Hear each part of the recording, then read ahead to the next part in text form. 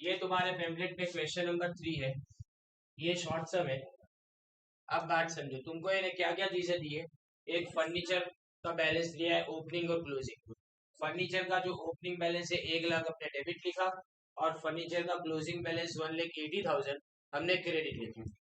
Right. Similarly उसके तुरंत बाद एक्यूमुलेटेड डेप्रिसिएशन दिया है। एक्यूमुलेटेड डेप्रिसिएशन का ओपनिंग बैलेंस उल्टा क्रेडिट में आएगा, क्योंकि एक्यूमुलेटेड डेप्रिसिएशन तुम्हारी एसेट में से माइनस होता है।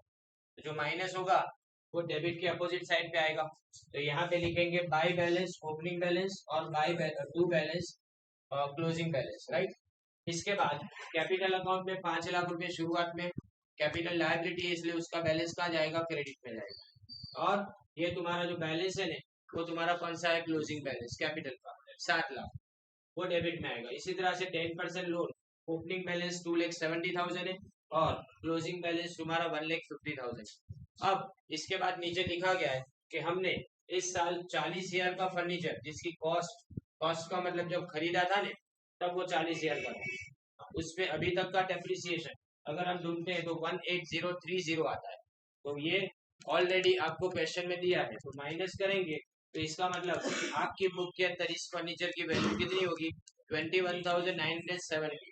उस पर 30,000 का प्रॉफिट चढ़ा है, उस पे 30,000 का प्रॉफिट चढ़ा, बाद में बेचा, इसका मतलब 51,970 के अंदर बेचा। तो अब जब भी कोई भी एसेट बेची जाए और उस वक्त अगर तुम्हारे पास एक्यूमुलेटेड डेप्रिसिएशन अकाउंट हो ने, तो उसकी एंट्री दो जगह पे आएगी डेप्रिसिएशन की।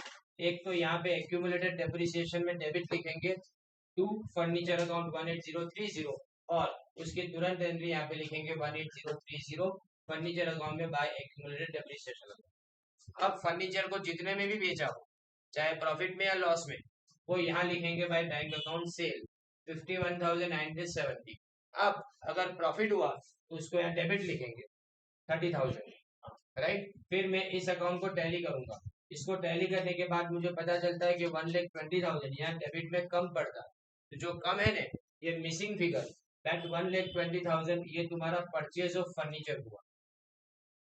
सेम ऐसे ही इसको टैली करूंगा, इसको जब टैली करता हूँ तो क्रेडिट में मिसिंग फिगर आती है 54092।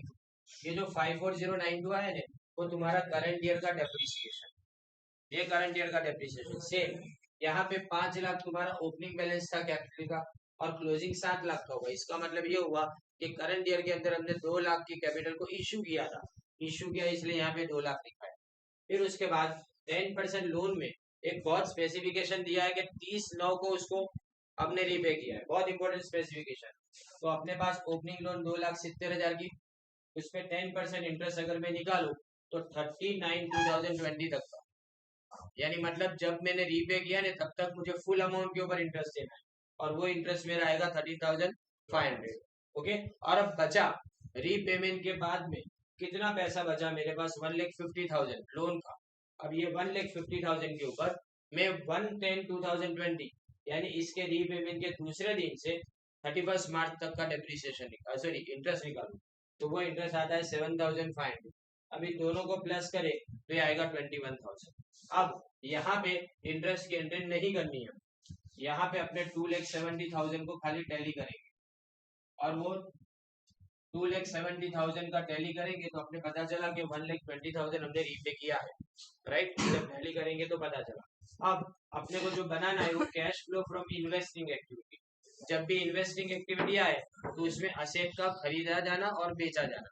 अगर बेचेंगे तो कैश आएगी, यानी उसको इनफ्लो में लिखेंगे।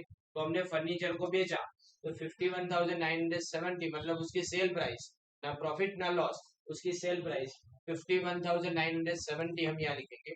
और जो खरीदा उसका 1,20,000 हम उसमें से माइनस करेंगे, तो 68,030 तो तुम्हारा नेट कैश आउटफ्लो होगा। माइनस में आंसर आया ना, तो इसका मतलब कैश आउटफ्लो। और इसी तरह से cash flow from financing activity. अब यहाँ पे देखो, इसमें आपने क्या देखा, इसमें फाइनेंसिंग एक्टिविटी में कैपिटल और लोन आती है, कैपिटल और लोन। तो कैपिटल आई 2 लाख रुपए, तो 2 लाख रुपए की शेयर कैपिटल को इश्यू किया, इसलिए 2 लाख अपने इनफ्लो में लिखेंगे। और 120 की लोन को पे किया, तो लोन के साथ में उसका सारा जितना भी बाकी इंटरेस्ट है वो भी लिखेंगे। तो 120 के सामने 21,000 का इंटरेस्ट, वो दोनों आउटफ्लो में जाएंगे, वो पेमेंट हुआ इसलिए। माइनस करूंगा तो टोटल प्लस में आंसर आता है, तो इसको बोलेंगे इनफ्लो फ्रॉम फाइनेंसिंग एक्टिविटी 59,000। ये सम तुम्हारा शॉर्ट सम था, राइट।